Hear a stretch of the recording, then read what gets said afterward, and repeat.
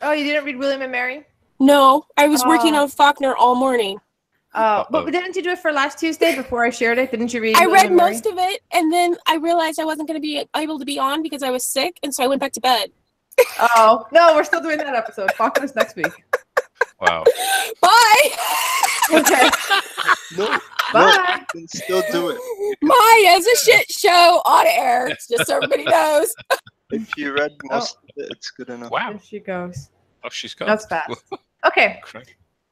Oh, on we go with William and Mary. Right, Marie. Okay, so this week we're reading a short story called William and Mary by Roald Dahl. And this story is about a husband and wife named William and Mary. And William had just passed away and left a note for his wife, Mary. He had died of pancreatic cancer, succumbed to it. And in it, he tells Mary of a potential way that he may have found a way to still be alive. You're doing this like a cliffhanger. Yeah. Okay. So what I would think about the story, because we're going to ruin that cliffhanger in like 2 seconds. Yeah.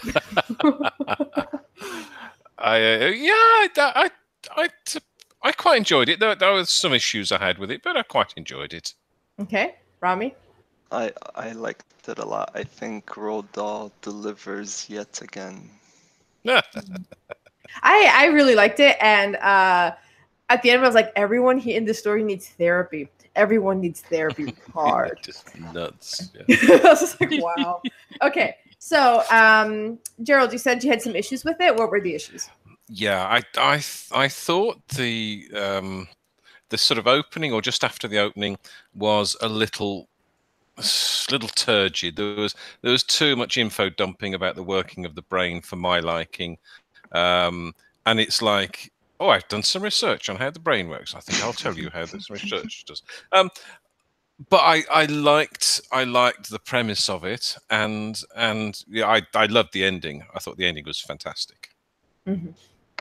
Yeah, Rami, did you agree, disagree? I did kind of feel like the explanation of the inner workings of the brain was a bit prolonged also. However, I did think, yeah, it's kind of necessary so that we can also better visualize, better expect what to visualize and what Mary's gonna see when she enters the room, because everything's already been explained, how all the tubes are connected, how the eyeball's gonna be. So I think it kind of helped with the overall story. Yeah, I thought so. I thought that was good, but I thought that there was a long section when it, how it all works, and I thought when he got to the point where he said this is the process and this is what they're going to do, that was fascinating. I thought, ooh, really? Yeah, I would agree, Gerald. That's when it turned on for me. Like once the guy starts explaining like how it's going to be, what he can see, that there's going to be one random eyeball, like that part of it I liked. But the long passage about how what's his name, Lance or Larry? I'm forgetting. Landy. Huh? Landy. Landy. I'm like trying to. So when Landy is trying to convince him, and he's like, "I was eating grapes off my chest." Like that long passage was completely unnecessary. We're gonna call it grape scene. Grape scene. It was too much. Really? But picture yourself in William's shoes or on his bed, I guess. Mm-hmm. And I think I would have a lot of questions and reservations and would need thorough explanations before I agreed to anything. Like I just having undergone surgery, I had a list of at least 10 questions for the doctor about what's gonna happen, and also what should I be doing afterward, what to expect, and all these things. So I could definitely relate to that. Yeah, I'd agree that what he was doing made a lot of sense, but did it feel slow for you as a reader? So for me as a reader, I was a bit like, okay, that scene dragged for me. Yeah, I agree, but I think the anticipation of what was gonna come after it kind of like pushed me through. Mm-hmm. Mm-hmm. Yeah. Yeah, it was. I mean, yeah. Apart from that, it was very good, and as I said, the premise was really good. I liked the idea, and yeah, Mary's reaction was quite a surprise. I thought to me, she was. Yes. Yeah, So I thought it was very, very good. you know A what it surprise in reminded what me way? of? Oh, okay, yeah, finish that. A surprise in what way, Gerald? Um, because she seemed.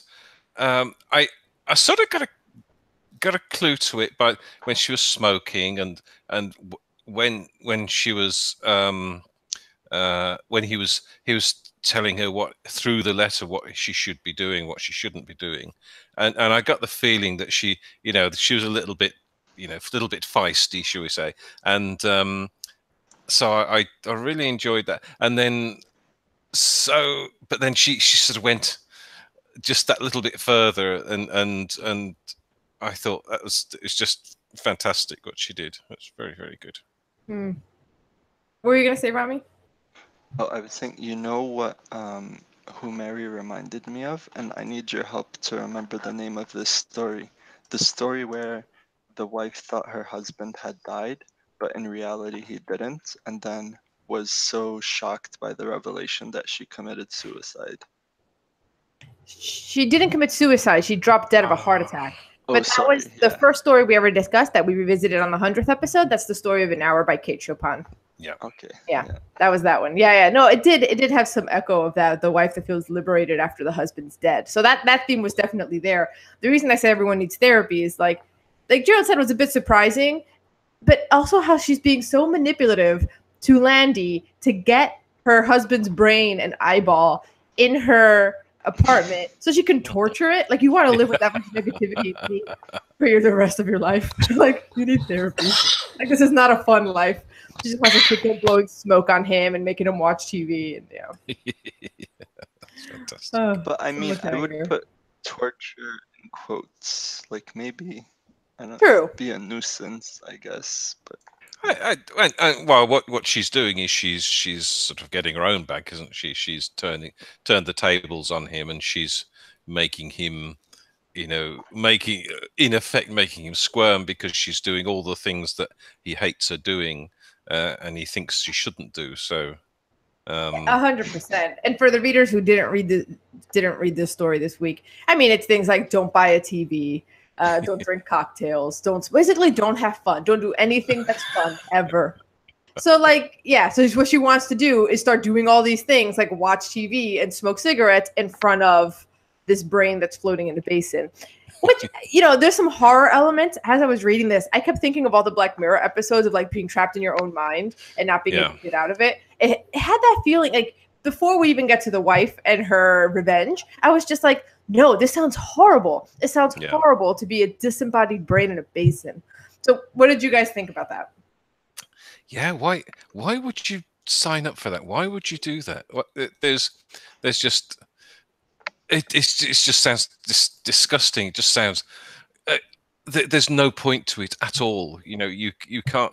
I mean, maybe in some point in the future they might be able to do some sort of feedback thing whereby maybe you could blink your eye or something. I don't know, but it just, what's the point? It's just a brain, and just maybe this guy, maybe he would appreciate that because he's, you know, his body was failing him, and yet his brain was quite sharp. So he thought, yeah, maybe that's I'll just live on with the brain. Yeah, I think I got the sense that why he would do it could partially be due to ego. That's what I was going to say. It seemed very ego-driven. Yeah, so, you know, I have spent a lot of years accumulating knowledge, and, you know, why would I let that all go to waste? And maybe I could come up with some amazing theories later on and everything. So yeah, I should maintain my brain. No, I agree. It's extremely ego-driven. But to what end? You can't do anything with it. You can't achieve anything. You just, you know, you're just thinking about stuff all the time. And yeah. And you have no control over what you're consuming for hours on end. You're staring at a ceiling. Like, in a way, isn't that brain going to atrophy from the lack of stimulation that we get by having our body that lets us choose, absorb, and interact with the world around us? Yeah. Yeah, it's a good point, because there's a lot of the brain that's not consumed with thinking. So there's a lot of brain that does other things, and I just don't see the point, really. And one, because as I was reading the story, I was also thinking about pros and cons and all of the different, nuances that might need to be fleshed out. And one thing that I thought they missed was sleep. So even though I guess, we need sleep for kind of the brain to like cleanse itself basically and get rid of all of the toxins that have been accumulated and stuff. And if you have an eyeball with no eyelids, well, I mean, I presume maybe, and this is like really thinking into it, but Landy could just turn off the lights or something at night. But that topic was never broached. Yeah, it's a sort of practicality, isn't it? I mean, I suppose you could sleep with your eyes open. Some animals do, don't they? Is that a thing? Sharks never stop swimming even while they sleep, right? But I was gonna say, there's a lot of practical things that don't make any sense here. Like, the brain still benefits from the production of hormones that are produced elsewhere. You need the serotonin, the melatonin, and all the different tonins in order to be happy, right? Or to fall asleep or everything else. So there's the practical issues. No, like Roald Dahl's here, like, I'm going to take it so far, but let's just roll with this horror sci-fi thing going on here. But, one of you, I can't remember, said like, maybe he can like figure out like some sort of like glancing type system to communicate. And it reminds me of, I don't know if you guys have ever read, I think it's The Diving Bell and the Butterfly. And it's a nonfiction, very short book by a guy who has locked-in syndrome. So he was an editor. He's French.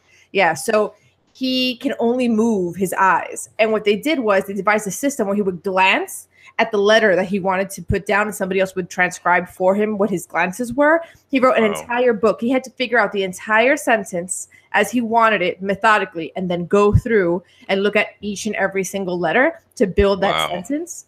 Oh, it's insane. It's such a read. And let me tell you, that man, it is not a happy book. That is not a happy book. And that's why I'm thinking the horror, like the Black Mirror thing, this book, like just the idea of not being attached to a body.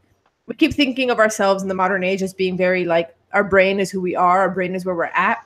But a lot of who we are actually comes from what our body is picking up from the environment around us. And we downplay that for some reason because it makes us feel animalistic. But it's you see the way that people get depressed, go crazy. Not always crazy, but they sort of begin to lose it. They become defeatist if they don't have that access to the world around them or to their body. There's another book. Is it The Ghost Boy or The Ghost Child, from a guy who fell into a coma when he was fairly young. He was in a coma for years. And for a long time, he said he was just sort of swimming in a dreamlike state in his own mind. But then his mind came to, but his body still wouldn't react. His eyes still wouldn't open up, so he could hear the world around him. Oh, wow. He could hear what people were saying about him. Oh, that's another difficult book. Wow. And yeah, it's not a happy book. Like, this is, and when he finally does come out of it, it's years of slowly trying to get his motor skills back. These books, I've read those back to back, and it teaches you a lot about sort of being trapped in your own mind. So when you combine those nonfiction works with Black Mirror, and then you read this book, and I'm just like, why would anyone choose this? And it goes back to what Rami was saying about ego, that this guy just thought his brain and his thoughts were worth preserving forever. Or until the machine dies. Well, yeah, and you just, because I'm a sort of fairly practical person, so I think, and I can't get over the point that you think, okay, I get the brain and keep the thoughts alive, and it's very egotistical. But why? What's he gonna do with it? Yeah. That's the point. So yeah. Also, watched a documentary once that talks about how we have a lot of neurons in our gut. We have more neurons in the human gut than I think a dog or a cat has in their brain. And that it's all like when people say gut instinct, you really do have signals being shot up through your spinal cord to your brain that come from your gut. That's why a lot of people's personalities, you'll see some tendencies between that and the gut flora that they have. Like it's not a one-to-one. They're not like super thinking. You're not doing hardcore thinking there, but it's like little impulses that are sent from down there. It's fascinating. Okay. So what happens if you cut off that? What happens to your personality now? What happens, because a lot of your personality is set up by that. They're actually thinking that there's certain, then I'm going a little off topic, but in case anyone wants to research this, there's certain digestive diseases that are precursors for mental illnesses, and they think they're tied. And that if you can address the digestive one before it gets to the brain, you'll prevent it. Wow. Yeah. Look into it. It's fascinating. Stuff. Yeah. Wow. I'm always reading things. It's fascinating. So yeah, that's what I was thinking about. I'm like, this doesn't seem practical or good. But going back to the horror element of it, I think what's fascinating is we're here thinking, why would he do this? Why? This sounds terrifying, but then it doesn't, the story doesn't end with his horror having done this. We're not in William's point of view as he experiences this. It shifts to Mary all of a sudden. Boom. And it's about her revenge, which I thought was interesting because if this was a true horror, then now you would be in William's perspective as a brain floating in the basin and reckon with that decision. That's not really what happened. Yeah, because that would be kind of hard to get across to a reader, wouldn't it? Because his point of view is locked in, and how would we know what was going on in his brain because he can't communicate or. But I suppose these other books that you mentioned, where afterwards they've come back and they can then recount and say this is what it was like. This is, yeah. I might link to those in the show notes. Making a note for myself during editing that you can jot down. I think it's Ghost Boy or something like that. I'll look it up. And the Diving Bell and the Butterfly. I'll link to it. It's really good. You learn so much, and something about the digestive neurons, the gut neurons. Wow. Yeah. Because I thought this story was going to go in that direction, that he's going to make a decision that he's going to regret, and we're going to, through his perspective, live with that regret and feel that horror. And it didn't do that. And I thought that was an interesting decision. And I don't know, do you guys think that would have been a better story, or did you like this? Did you like jumping to Mary's motives? Yeah, I think jumping to Mary then sort of closes the story off, doesn't it? Because then we see. And it's I think it's easier to write then. It's easier to, having gone from that sort of horror strange thing, to then come back into the real world with her perspective. And you know, I think we all sort of cheered, didn't we, when she started getting her own back? I think so that made it, to me, that made it a much better story, which I enjoyed a lot. Rami, did you cheer? I didn't quite cheer. I was more jarred. Oh. Yeah. Can you explain why? Kind of unexpected. I mean, although I kind of felt, and there were some parts where I don't know if you had the same reaction, but I chuckled. For example, before Mary even starts reading the letter, she wonders what's going to be in it. And we can get a sense of how just bland and dull her husband was by her prediction that, it just might be a series of just admonitions and advice of like, don't do this, don't do that, be careful not to waste any money, whatever. And then, we see this description of him going through this process to preserve his brain. And then at the end, he writes, P.S., don't do this, don't do that. I was like, oh, man. That was good. Yeah. Yeah, so I could tell that it wasn't like an amazing relationship, but Mary didn't come off or strike me as a vindictive type. I just thought, she's in this kind of dull relationship, but she might be just kind of resigned to it and, submissive in that sense. But then didn't it mention early on that she was smoking? Yeah, it did. It did mention it early on. I want to find real quick. There's a line because you're right that, it was a marriage that wasn't very happy. And Landy has a very funny line that he's just like the way that he's criticizing them. I want to find, is it here? Yes. I'm trying to find Landy's thoughts about the joyless marriage. Okay. Her features, which must have been quite pleasant ones, had now gone completely. The mouth was lax, the cheeks loose and flabby, and the whole face gave the impression of having slowly but surely sagged to pieces through years and years of joyless married life. It's like, okay.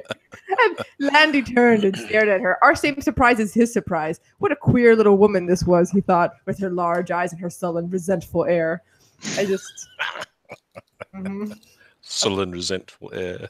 I thought it was funny.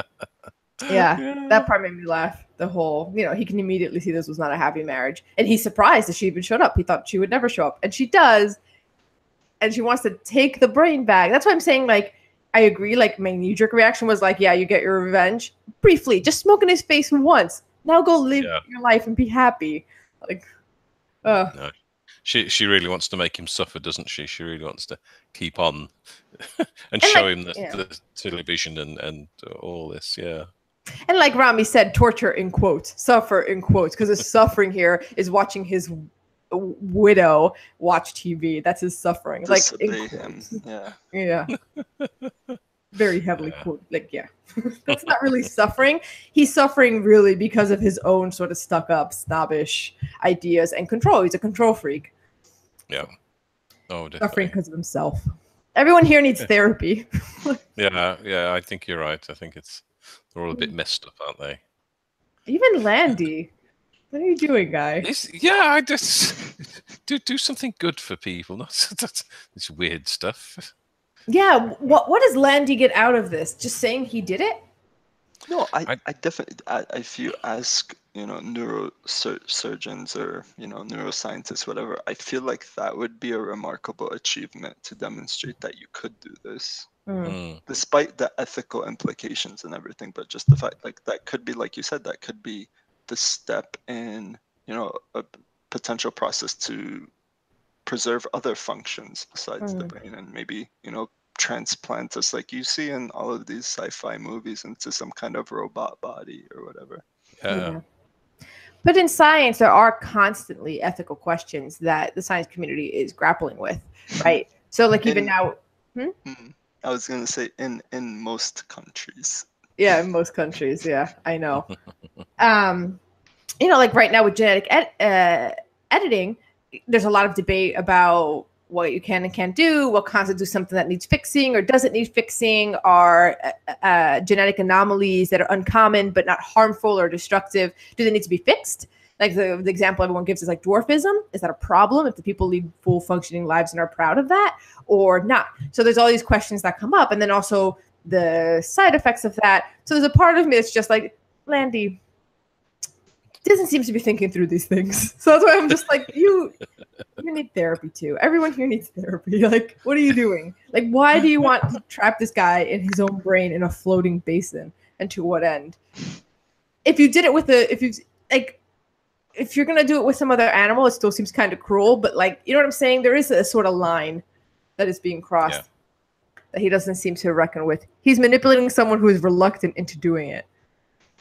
Yeah, because he's already done it with animals and had good results. So he wants this to be his first. And yeah, you can see that it, for the sake of research, it could be a way of preserving a great mind who's maybe who's discovered great stuff or has maybe helped a lot of other people through his work. So you can understand that, but I think it's just a step too far, really. But hey, listen, didn't Roald Dahl preserve his own mind in his works? Isn't that why we write? Isn't that why we leave records? And now we have video and audio. I'm not saying it's perfect, but it might be better that way, Yeah. It's better than the brain in a bowl, isn't it? I think that's my way of thinking anyway.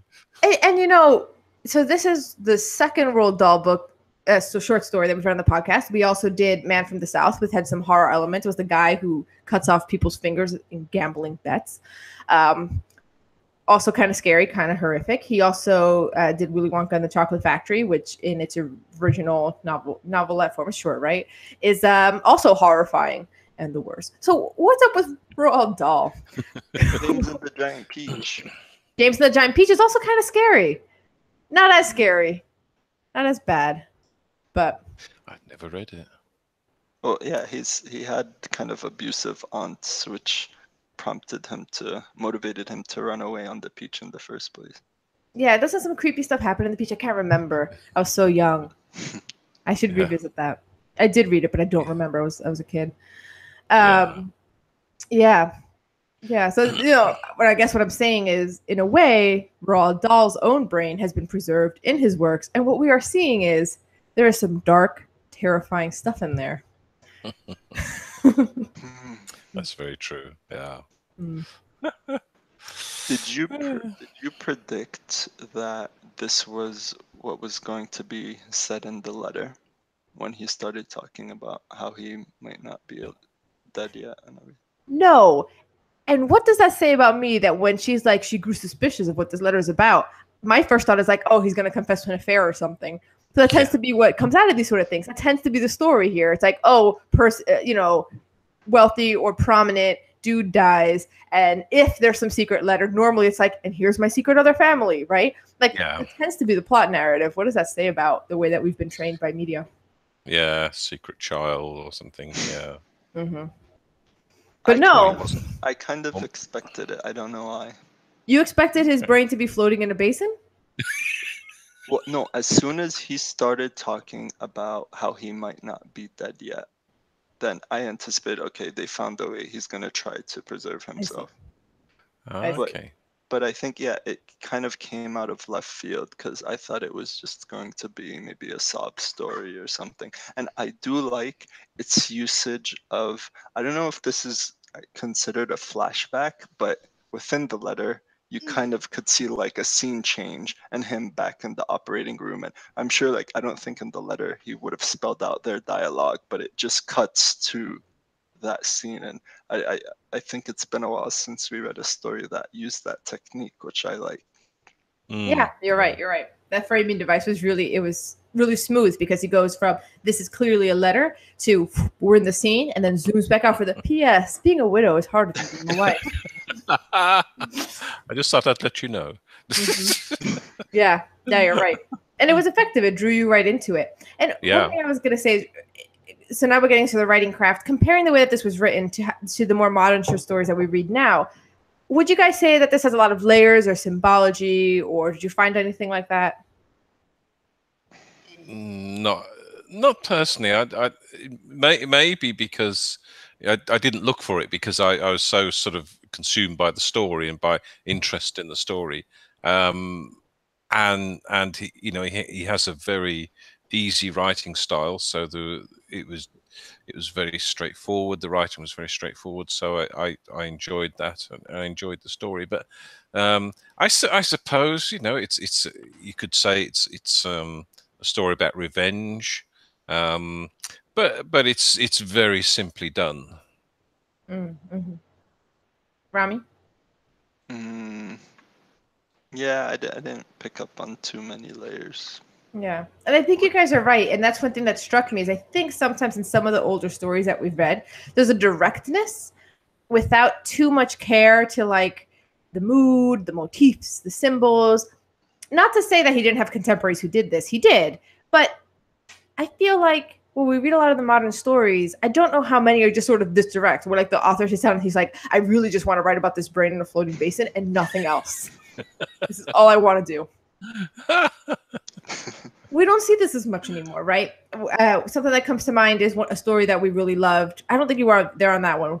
It was a story recommended by Colette Sartor. The Proxy Marriage was primarily about the relationship. In the story, it was a romance, but there was all these other little commentaries that were happening. There were some things that kept repeating. There's a lot of other stuff in there, which made it great. It made it really chewy. But I can't think of the last modern story we read that it feels like the author just sat down and said, I'm only doing one thing right now. I'm doing one crazy over-the-top thing and nothing else. And I wonder why, or maybe we're reading the wrong genre. We need to pull from different journals because I'd like to see the modern version of that. Yeah, that's kind of interesting. Yeah, yeah. Because also when we read that episode didn't get published, but in the Penal Colony by Kafka, I did a similar thing as well, where it's like I'm just gonna sit down and write about this one horrifying thing and nothing else. Bradbury does that too. Yeah. Yeah, and they in writing about this one thing, they expose traits of life and of people. So there is that sort of, like, it's not they're taking something and sort of laying it bare within the story. So they're sort of doing a good job from that point of view. But that you don't have to try too hard to read into the story, because it's pretty much there on the surface. And because they pick something so big and out of left field, it's not subtle. There's nothing subtle about this. I think it actually encourages us to have our minds wander a bit more, because we're not so focused on unearthing all the layers, right? So like we were here talking about, the horror and being trapped in the brain and why would he choose this in his ego, and none of that was in there. That's our own minds seeing this one crazy thing and starting to think about it. It's a good point. Yeah.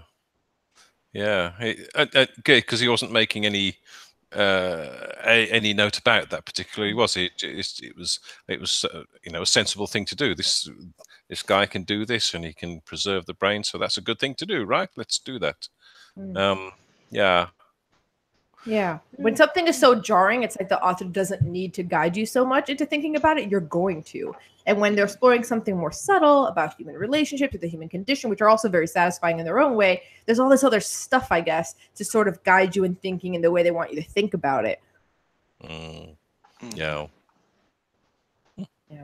I want, if the listener knows another story that just sort of like tackles one big thing and doesn't have any editorializing about it, I'd love to read that. Yeah. But not even Mary has a moment where she's thinking, oh, this is going to be a horrific experience or anything. No one. Well, I think it seems that they had conversations about it already, because like I think, when I first suspected, he didn't even mention necessarily that he had found a way to preserve himself, but just the fact with him saying, I know we discussed Landy and that you disapproved of this from there, and that you thought it was kind of a crazy idea. From there, I started speculating, okay, he may have undergone some kind of thing. However, I was kind of relieved also to know that initially I was expecting was Landy was going to propose that he undergo this procedure, which would need to kill him, basically, which would need to be done while he was still alive, so to end his life prematurely. And I thought, had he undergone that, then and it could have potentially failed or something, and then Mary may have been right at the end that no, this is a wacky idea, there's no need to do this. But it turns out that it was kind of a safer move because it was done after he was pronounced dead. That's the other thing. Was Mary not there? Because it had to happen within minutes, right? So she just, how does she not know? But it doesn't matter, because again, she's going to buy the television set. Yeah, the guy's not even dead yet. She's like, woohoo, I'll have to get a TV.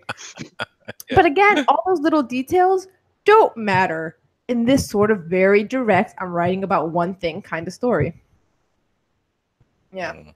Like, it's true, like, why wasn't she there? But it's not a question that to me, it doesn't matter. I don't think so, and it would then be a totally different story if he tried to weave more into it. And the horror and the directness is makes it a good story, I think, for me. Yeah. Is there anything else you guys want to discuss about the story? The one downside to directness is we're not digging too much because we don't need to. It's great. Anything else? No, I think that's. No, I think we've done. Would either of you have opted to do this if given the option? No. What? No. Would you, Ronnie? Why do you bring it up? No. Are you sure? What if- You're not thinking about Wait, it. what if you were able to communicate? I don't know. No. No, I think so much of life is about more than just thinking. It's about being. It's about doing things. It's about seeing people and being out in the fresh air and things like that. For me, anyway. So you know, if I can't do that, then there's no point in doing anything. Mm. Yeah. And there's something just so I think it goes back to like the ego. Like, why am I doing this?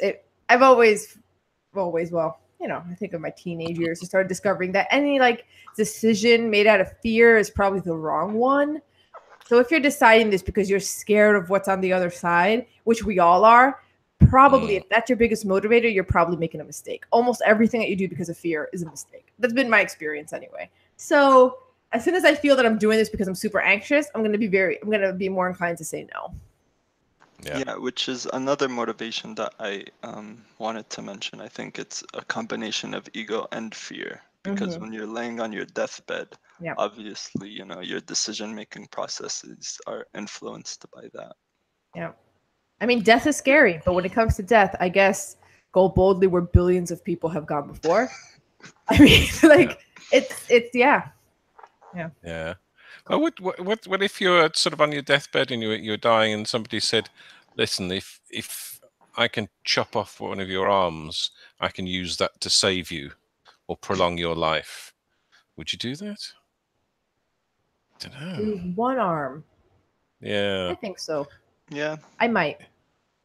I don't know. How old am I? And how many people around me have Well, died? I mean, that's the main purpose of people having amputations. It's to save their life.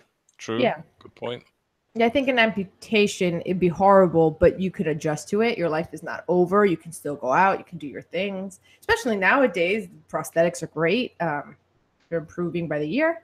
Yeah, I think I'd probably do that. Yeah. But also it depends. Am I 110 years old and everyone around me is dead? Yeah. It makes a difference. Yeah.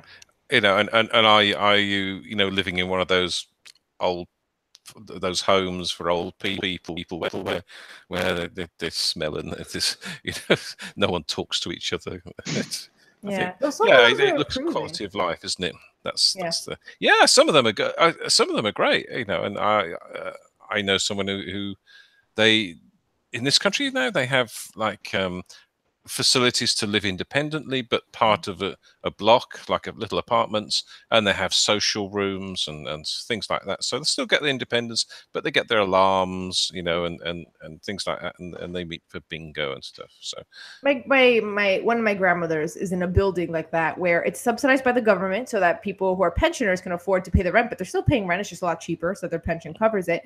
But there's no medical staff. There's no nurses. It's just a community. So like she knows all her neighbors. She has her little apartment. She's been there decades now, and it really works for her.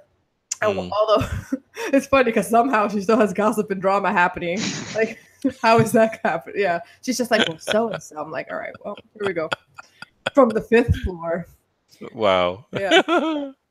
And I think those work. Also, I listened to this podcast once about a community in Florida. It's a retirement community that's basically trying to recreate New Delhi for, you know, Indian immigrants in the United States who had their families here, their kids are born here, their grandchildren are here, but they sort of wanted their golden years to be like back as if they were in India without actually being in India. So they're still close to their families. It's amazing.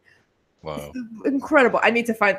There's going to be so many links in the show notes. That's another one. Nice. This New Delhi, Florida retirement community that's massive and in huge demand. It just sounds amazing. Yeah. Yeah, we had some celebrities from the UK go over to do a sort of tour of America, like, you know, in about 2 weeks or something. But they visited a retirement community in Florida, and it looks awful. It just looks terrible. Yeah, everything's provided for them, and everybody loves it, and you just think, no. Yeah, but as people live longer and healthier, I think some of them still stay quite active. My other grandmother, who still lives in her own home, you know, she's 75, but she doesn't take medication for anything. She's completely mobile. She still has her car. So know, Wow. she's still living the great life. That's She still goes very on good. vacations all the time. Just, yeah. 75. Wow. Yeah, and she's got nothing wrong with her. Brilliant. Nice. Mm-hmm. Got All some right. good long life genes in you. Oh, yeah. My great-grandfather, my great-grandmother, I knew both of them. They lived a long time. My grandfather on my dad's side lived to 80-something. That grandmother on that side's 80-something now. Yeah. Wow. Very So, good. yeah. That's why my question of how old am I when my arm's getting amputated is pretty Yeah. relevant. Both sides, really long. Yeah. Very good. So, I think this was a fun diversion, or like we went off topic, but I kind of want to do these sometimes with some of these short stories that really provoke this kind of thinking. Yeah, and it's nice when the story doesn't have any layers to explore. That you know there are it sort of creates topics of conversation. So that's nice. Yeah, I like that. bleak ones. Yeah. Can we do ratings? Yeah. Oh crikey. Someone go first. I haven't thought about this. I think I'm giving it a nice flat even 5. It's a 6er for me. Wow. No. Yeah. What? I liked it. I'll go down the middle. 5.5. Okay. That It's, sounds good. I almost went 5.5, but Yeah. that's your prophecy. It's always Yeah, I know. That's just, I was just thinking that. Yeah. What if he knows there's a prophecy named after him? You're famous.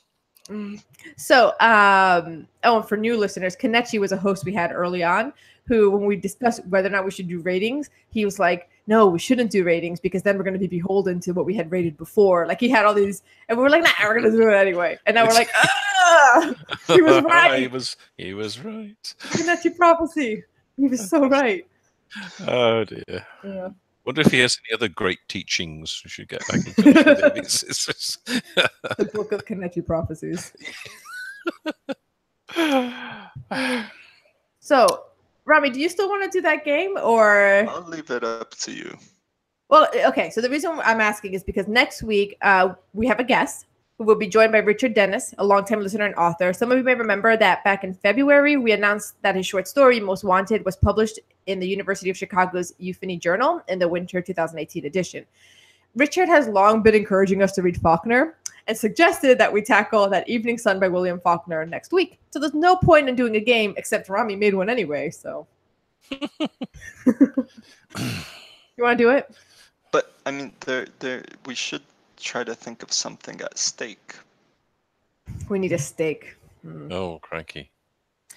Whoever gets the least points needs to put their brain in a floating basin when they die. For science. Yeah, it's all about science. Yeah, we don't have a good stake. No. Yeah. Is it a trivia quiz about the brain? Hey, you win the game. I won! Hey, exciting! Fantastic. Yeah. Well done, Anise. I don't know. Do we want to do the game or skip it? We'll skip it. I think we can skip it. We're going to read That Evening Sun, William Faulkner, next week. Richard is finally going to get his wish to have us read Faulkner, which we should have done before. We're bad. Yeah, that'd be interesting. Yeah. All right. But before you go read Faulkner, we have a proposition for you. While you won't be physically here to discuss the story, I believe that a new technology, a breakthrough in telecommunication, can make it so that your thoughts and opinions are broadcasted 24/7 across the globe, even while you yourself are not physically present or even awake. It's incredible. All you have to do is go to literaryroadhouse.com, or if you prefer, go to Twitter at Lit Roadhouse, or even go to our Facebook group, the Literary Roadhouse Readers. Whichever avenue you choose, that is a fine place to leave your disembodied thoughts. Also, we know that between weekly episodes, you're sitting there staring at the ceiling, going numb with boredom. Well, why don't you read Reservoir 13 by John McGregor? We just read it for the Literary Roadhouse Book Club. Our discussion will publish Friday, August 3rd. Also, we're letting down our hair and buying a new Also, we're letting down our hair and buying a new television, baby. Support our fun widowhood and podcast growth at patreon.com/literary roadhouse. Every bit helps and gives you exclusive access to author interviews. And as always, share this podcast with a disembodied brain in your life. Until next time, read a good story. Wow.